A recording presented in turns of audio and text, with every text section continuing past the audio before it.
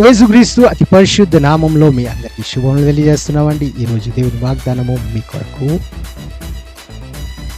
ఆయన నమ్మదగిన వాడు, నీతిమంతుడును గనుక ఆయన మన పాపములను క్షమించి సమస్త దుర్నీతి నుండి మనలను పవిత్రునిగా చేయును.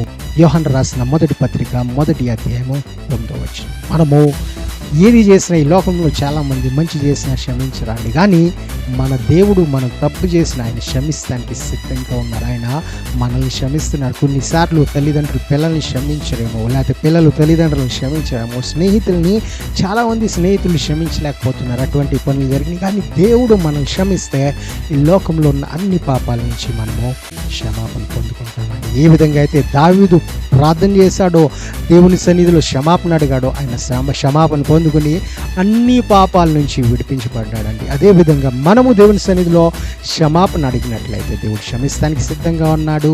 ఇంకా మనం ఈ లోకంలో ఉన్న ప్రతి పాపం నుంచి వేరవుతామండి. దేవుడు మిమ్మల్ని అందరినీ దీవించును గాక. ఆమేన్.